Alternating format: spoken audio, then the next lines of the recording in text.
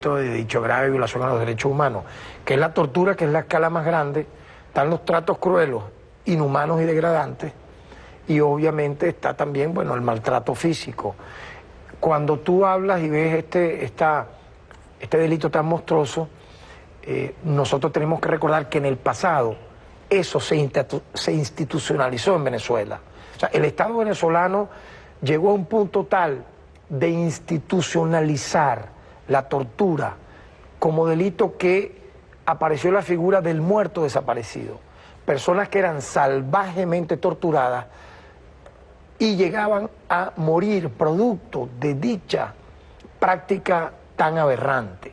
La persona luego que fallecía era desaparecida para ocultar, vamos a decir así, valga la redundancia, el cuerpo del delito. Ustedes me preguntarán dónde, quién, cuándo pasó cosas como esa. Bueno, recordemos el caso más emblemático, el de Alberto Lovera.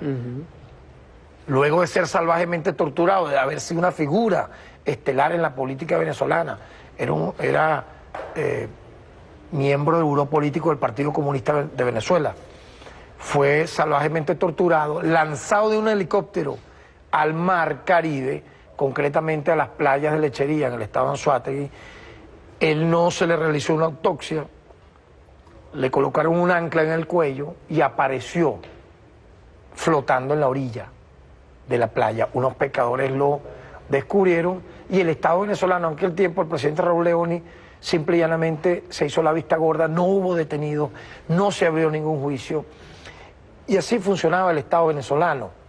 El balance que yo tengo, por ejemplo, de lo que ocurrió en esa lucha, bajo la excusa de enfrentar a la insurgencia de aquel tiempo, fue 50.000 personas detenidas a la orden de tribunales militares sin que previamente hubiesen tenido derecho a un juicio justo, a la defensa, y no es que eran detenidos y secuestrados, suponte tú, guerrilleros, no, dirigentes sindicales, campesinos, estudiantes, militantes del Partido Comunista y del movimiento de izquierda revolucionaria que actuaban de manera pública, y lamentablemente se dieron 5.000 personas asesinadas.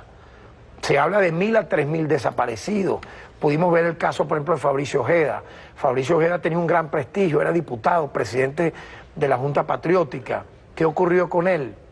Bueno, fue detenido, fue llevado a un lugar de reclusión por el CIFA, actualmente es la Dirección de Inteligencia Militar, en el pasado era Servicio de Inteligencia de la Fuerza Armada, salvajemente torturado, y luego simularon en su celda, eso hay testigos de que fue así, de que él presuntamente se había ahorcado, sí, pero toda la tipología de cómo apareció su cadáver reseñaba que no había sido, él no se había suicidado. Pasó el caso del padre de nuestra canciller y del alcalde de Caracas, Jorge Rodríguez, salvajemente torturado por el tristemente célebre esbirro y monstruo violador de derechos humanos protegido durante varios gobiernos de la Cuarta República, Henry López Cisco, ¿verdad? Y sus secuaces en julio de 1976, teniendo un gran prestigio, una figura muy conocida en el país. No le importó en aquel momento al gobierno de Carlos Andrés Pérez asesinarlo, a pesar de que era secretario general de una organización pública y legal como era la Liga Socialista. Es decir, y si nos vamos, mira, decenas, millares de gente del pueblo que era salvajemente torturada y asesinada. Ahora bien, obviamente que la Constitución saldó una deuda en torno a esta materia. El título 3, que habla de los derechos humanos y garantías constitucionales, que nos tocó redactar como presidente de la Comisión de Derechos Humanos, acompañados por un grupo importante del Movimiento Nacional de Derechos Humanos, abogados, expertos, etcétera, te prohíbe expresamente esa práctica y obligó al legislador a escribir una ley que sancione y prevenga el delito de la tortura. En razón de esa sanción que la hubo en esta etapa de la vida democrática venezolana, se creó en el 2013, fue que se aprobó y se sancionó y se refrendó dicha ley, fue el presidente Nicolás Maduro quien la termina refrendando. Se crea esta comisión, ¿verdad?, que va a tener su primera actividad, entre otras cuales inspeccionar centros donde haya privados de libertad, centros de salud, hacer foros, charlas, capacitar a funcionarios policiales, capacitar a funcionarios militares. La primera actividad que vamos a tener es una visita que vamos a realizar al INOF este próximo viernes.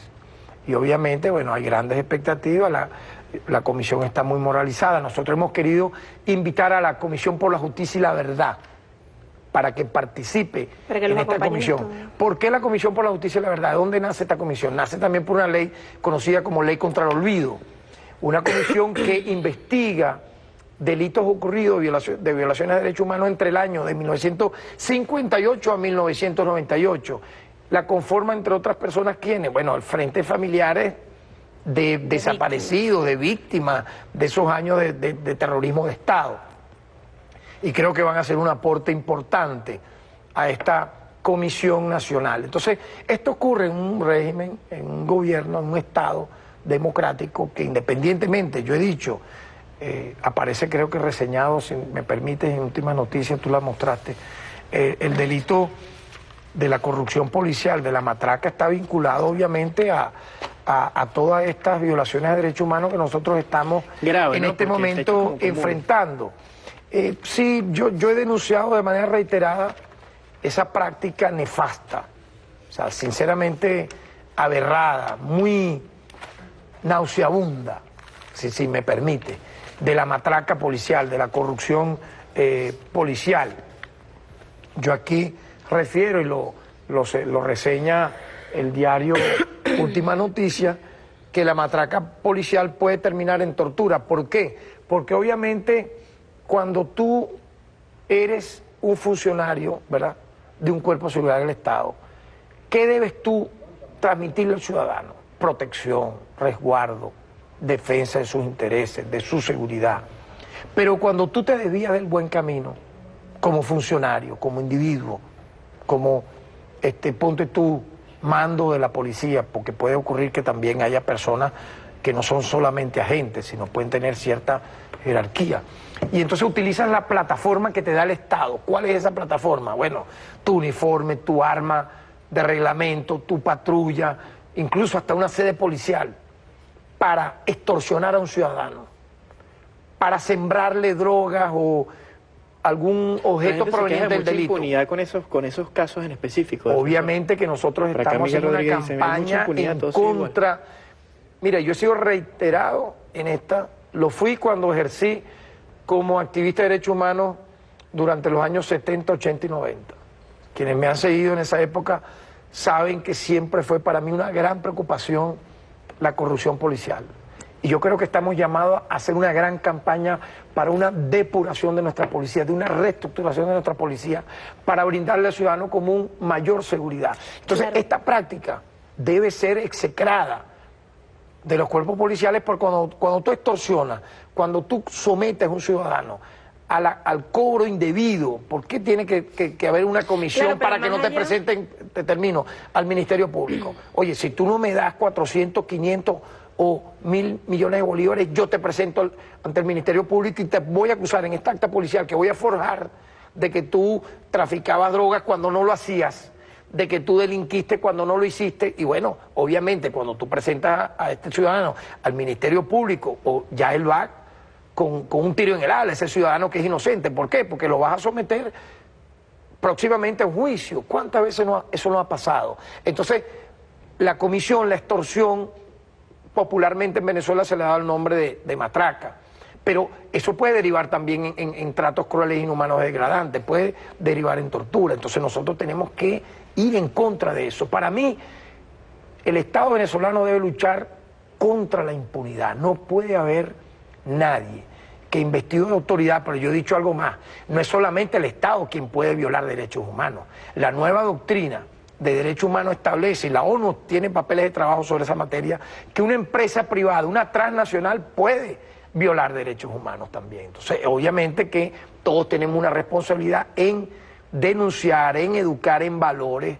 Por ejemplo, la Comisión Nacional contra la Tortura, voy a proponerlo formalmente en este programa, estamos haciendo un papel de trabajo como Defensoría del Pueblo, pero yo quiero también que nos acompañe la Comisión Nacional para la prevención de la tortura, de que haya una materia obligatoria en nuestras escuelas básicas para que nuestros niños aprendan el tema de derechos humanos.